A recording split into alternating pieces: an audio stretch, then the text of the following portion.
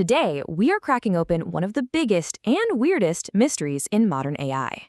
We're going to talk about a tool that completely changed the game, and the wild part is, for years, we might have been completely wrong about why it even works. I mean, just think about that for a second. Imagine a piece of technology that's basically baked into almost every major AI model out there. Image recognition, you name it. And what if the entire world of experts agreed on why it was so good, only to find out the real reason was something else entirely? Well, that's pretty much exactly where we are. And this isn't just some boring technical detail. This is a detective story playing out in real time. And it's a great reminder that even as we build these incredible systems, we're still just scratching the surface of how they really work. Okay, so to really get why the solution was such a big deal, you have to understand the problem.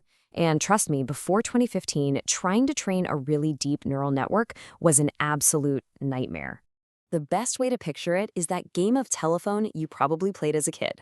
You know, one person whispers a message to the next, and by the time it reaches the end of the line, it's totally unrecognizable. Well, that's exactly what was happening inside these AI models. So in a deep network, you've got all these layers, and each one passes information to the next. But here's the problem. As the network learns, the first few layers start to change. And those tiny little changes get bigger and bigger and bigger as they go down the line, until the final output is just complete chaos. The message gets totally garbled. And this chaos wasn't just a theoretical problem. It meant training was painfully slow. Models would crash for no reason. Everything was super sensitive, so you had to spend forever carefully tuning every little setting. Honestly, it felt less like science and more like some kind of dark art. And then this deceptively simple idea came along and just fixed it. It was called batch normalization. The impact was immediate and huge. In 2015, a couple of researchers at Google, Sergey Yoffe and Christian Szigeti, published their paper.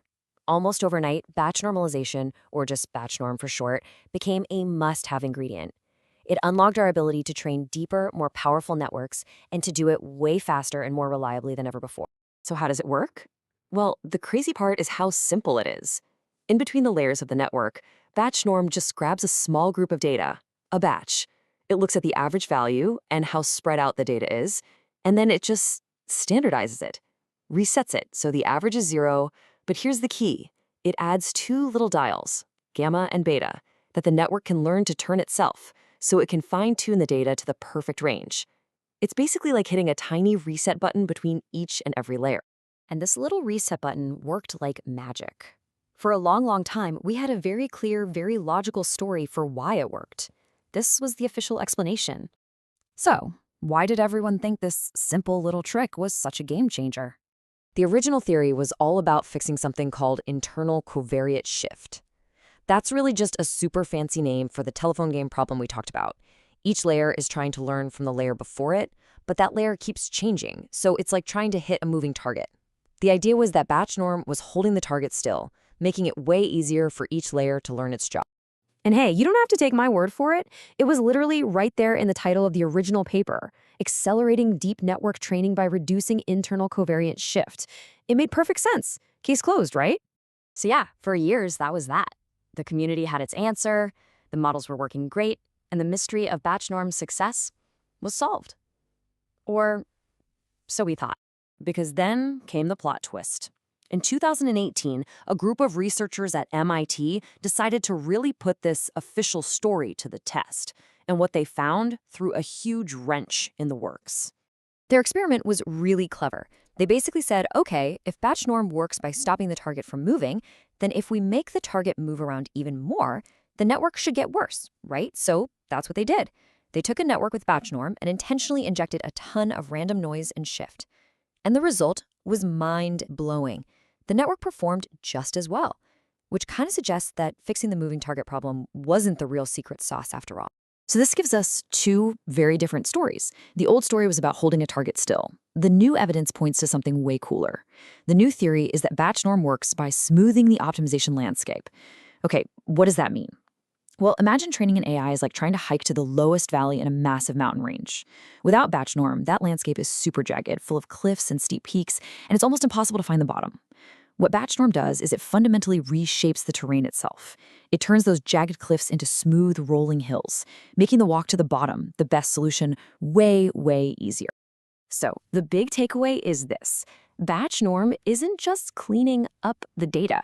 It is fundamentally changing the math of the learning problem itself, making it an easier puzzle to solve from the very beginning. And once researchers figured this out, that the real magic was in smoothing the landscape, it sparked a whole new wave of innovation. It led to a whole family of different normalizers, each one designed for a specific kind of AI problem. Now, we don't need to get into the weeds on all of these, but you get the idea. Different problems need different kinds of smoothing. For example, layer norm turned out to be absolutely essential for transformer models. You know, the AI architecture behind things like ChatGPT. Each of these is just a different tool for a different kind of terrain. And this is how progress happens. The better we understand why these tools actually work, the better we can make them. We can streamline them, simplify them, and make them even more efficient. And this leads to some really incredible gains in performance. I mean, take a look at this number, 64%.